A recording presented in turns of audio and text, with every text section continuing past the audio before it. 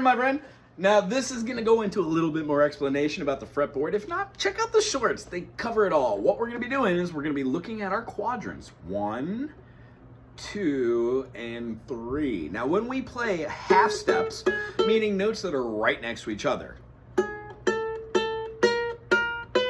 we see the possibility of going up 1, 2, 3, 4, 5, 6, 7, 8, second quadrant, and then 9, 10, 11, 12. When we get up here,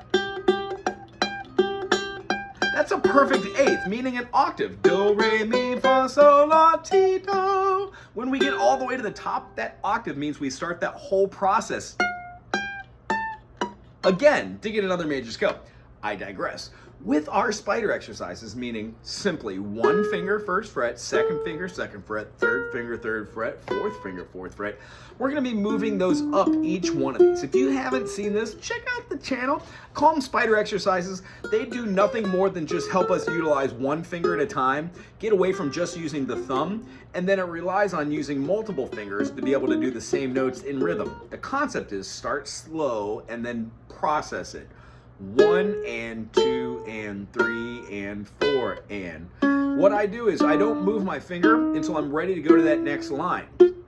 The concept is we want to keep our thumb from playing Humpty Dumpty and we bring it down on the string we just played. Meaning, if we play these 4 notes, when I go to the C string, my thumb drops on the G. One, it helps me mute it so I don't play it incorrectly, and it gets me ready to do finger style. It's a very important thing to do to not have improper hand and posture. Speaking of that, sit up straight, take a deep breath, and here we go. The purpose of this video is 1, 2, 3, 4, 5, 6, 7, 8, 9, 10, 11, 12, 13, 14, 15, 16.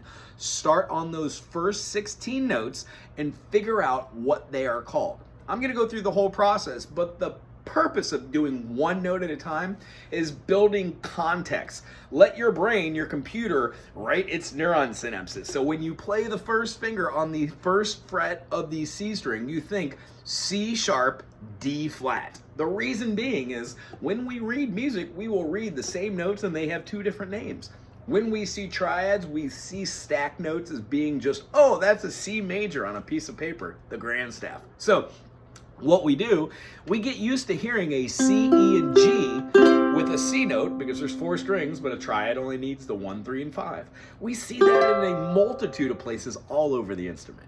What we want to be able to do is when we get to that other interval, by putting the 3 or the 5 at a different place inside that triad, we're going to want to know where the 1, the 3, and the 5 is, so we can move the 1 to get 7th chords, or we can move the 1 to get major 7th chords.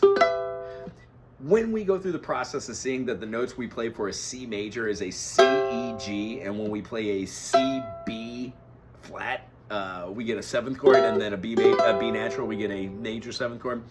We take our triads with our extra note to a whole new level.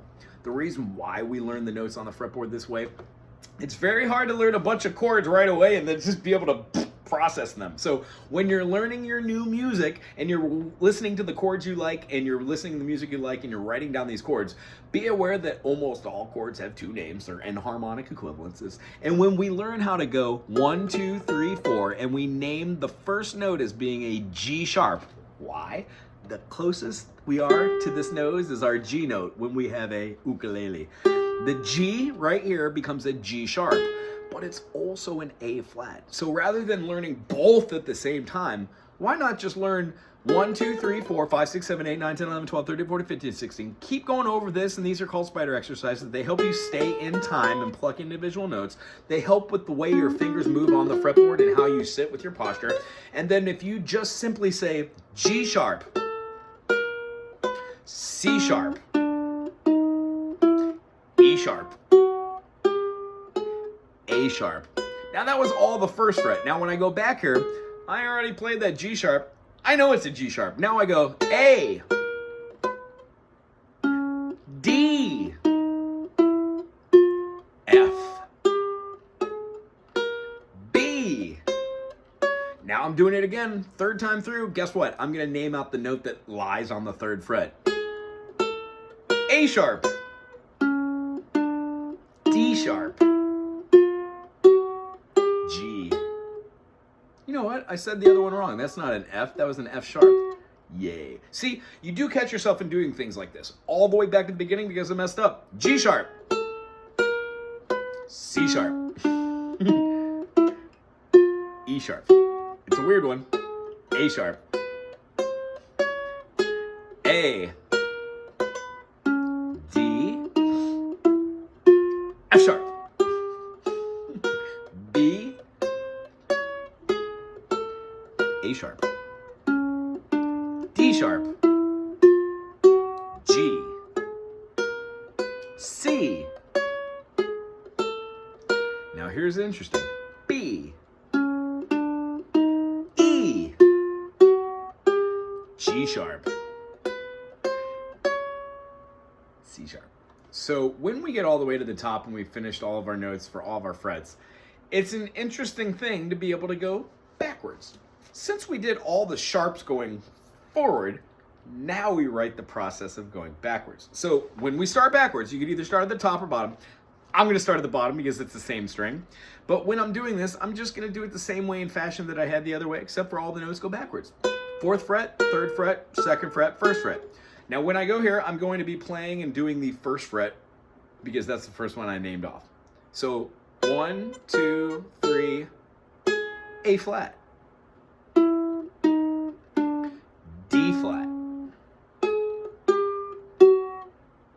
F. B flat. When we go again, I'm going to be naming the second note, A. If you want to, you could think like maybe G double sharp or A sharp B. So if you go B double flat, yeah, sure, that works, but I wouldn't do that. That's a little clogged up. You'll learn later that you don't really use hypothetical chord key signatures like D sharp. You can write in it, but it has 2 double sharps, C double sharp and F double sharp. If that doesn't make sense, check out a Music Monday and how to name chords and what key signatures are. Also, check out the Circle of Fifths. All right, so I think the process unto which we've talked about how to do this really sinks in and makes sense after you do it 5 minutes each day for a week. Anybody who does this for 5 minutes each day for a week and gets back on this and puts a comment down here that they have done it and show a video on their own channel, I'll give total props and kudos to. And I would love to do a collaboration with anybody who enjoys these finger styles with the Creator Series collaborations for the live function. Anywho, when going over the 1st fret, 1, 2, 3, 4, first quadrant, once you nail those out as your rudiments, knowing exactly, you could go, oh, I'm playing an A at the 5th fret here, and I absolutely know because I did all these. I have a C right here. I'm sorry, not A, that would be a D, and that's an A. If we go with A here, if I go to an A flat, that's also a G sharp. Knowing that you play a G major, and that when you move up the whole triad, it's a G sharp major, really helps to see where our fingers could be to make complete chords that don't sound wrong. Being able to utilize the G sharp inside of a G sharp and know that the open G is part of the G makes perfect sense when you see the fingers move.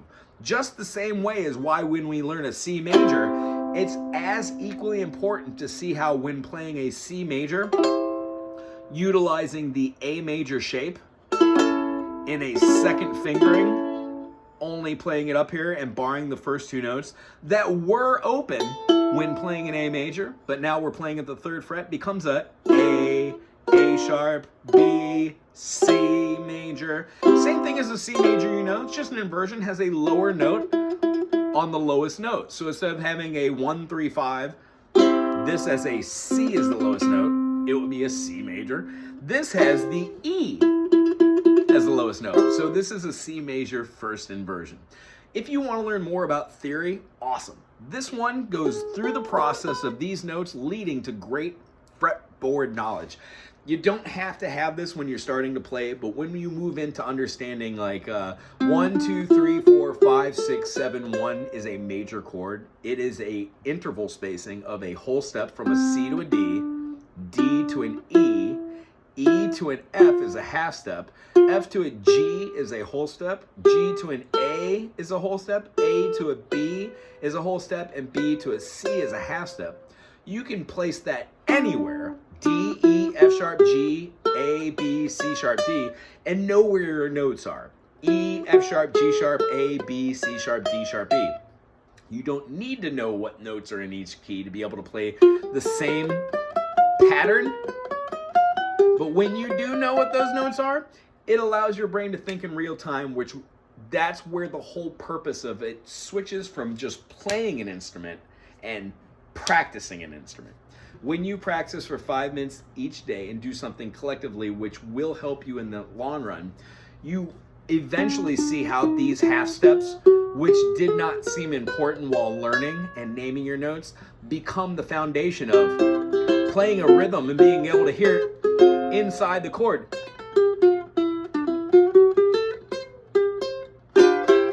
When we use more than just the notes that are inside of the scale, do, re, mi, fa, sol, la, ti, and do, we can get creative.